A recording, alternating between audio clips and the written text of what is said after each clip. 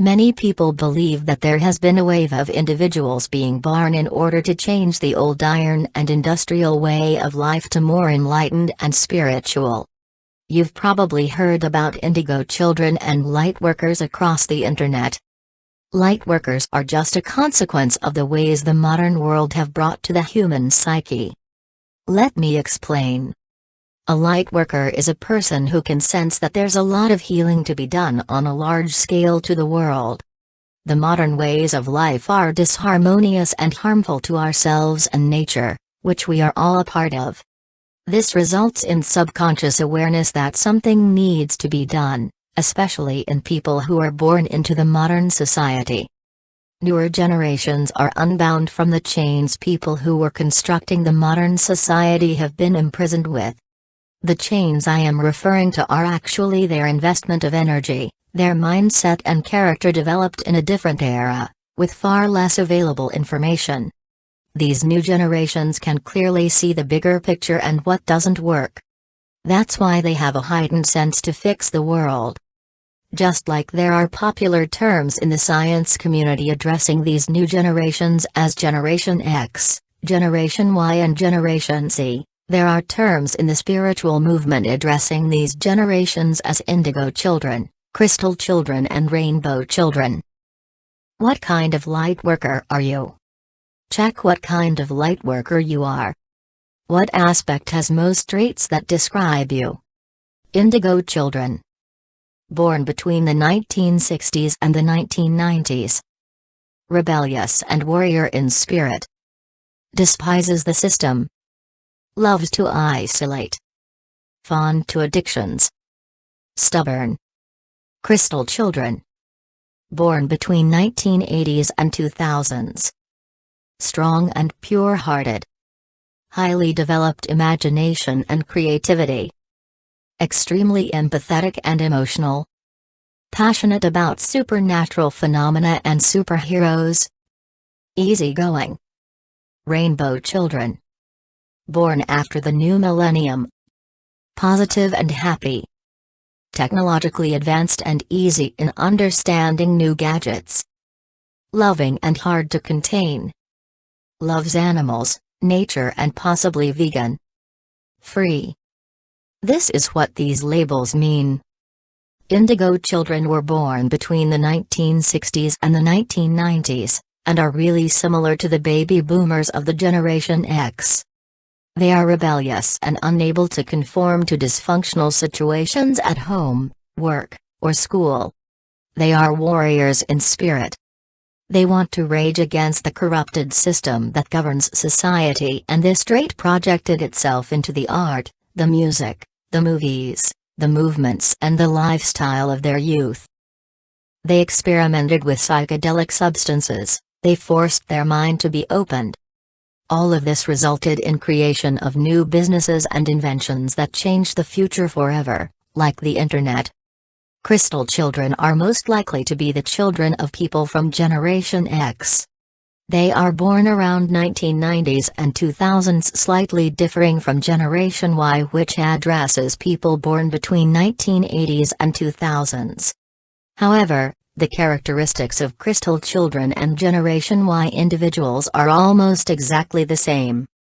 They are intuitive, spiritually aware and passionate about supernatural subjects. They have highly developed imagination and creativity. They understand things easily, they are extremely empathetic and very easygoing. This contradictive schism between their emotions forces them to use drugs, to visit psychiatrists, feel high levels of anxiety, have panic attacks and sometimes even more serious issues with their mental health. They are born in a transition time, in a period where humanity made its biggest leap with technological advancement which affected all areas of society. They grew up in times without internet and times when you cannot imagine how you lived without internet. This transition happened in only a 10-year period, which is a really small amount of time for such a great change. This affected their way of seeing the world. It's like they were forced to raise their consciousness in an accelerated rate. But that's okay because they are strong enough, like crystals. They always see the world with pure eyes, which adds to their crystal children description. Because of their imagination, purity of heart and strength, they are attracted to the superhero phenomena. Their art, music, movies, businesses, even their lifestyles are inspired and driven by various superheroes they idolized while they were growing up. Rainbow children are the newest generation of people, or Generation Z, born after the new millennium. They are modern and more technologically advanced than Generation X and Y because they are raised in a period where humans are more connected than any time in the known human history. They had almost all of the information in the world available to them while they were growing up, only by pushing a few buttons. These kids are happy and positive. They are like a breath of fresh air. They are bringing happiness and joy to the whole world through various inventions, platforms and mediums that the Generation X has developed and Generation Y perfected. Their light and positivity makes them freer than any generation in modern history. They love traveling, they hate being tied up to one person, and they cannot stand the old conformistic ways. It feels like prison to them. Think of them like light, they give warmth, life, and cannot be captured. Their whole being is pure, and that's why most of these kids are vegan. The greatest difference between these three generations is this. The Indigos are here to destroy what's not working and pave the way for a better world. The Crystal Children are the ones who need to create, develop and build the new ways, uniting the best from the old and the new. The Rainbow Children are here to give life and fertilize the new and improved world that's in harmony with nature and the human potential.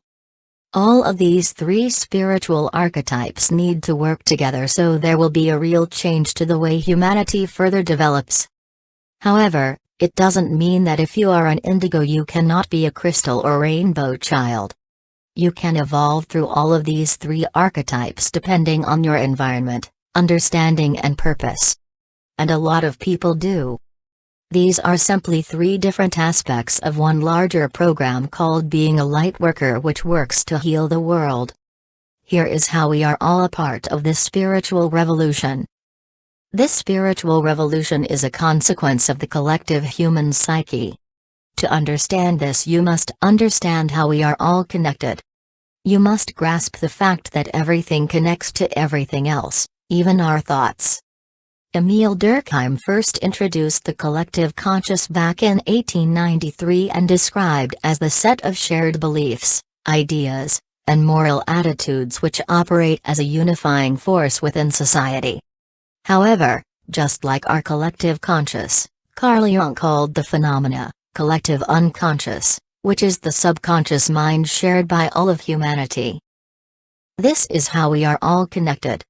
This is how all of us unintentionally created the perfect environment for light workers to be developed, and act as an antidote to the virus that could have destroyed us.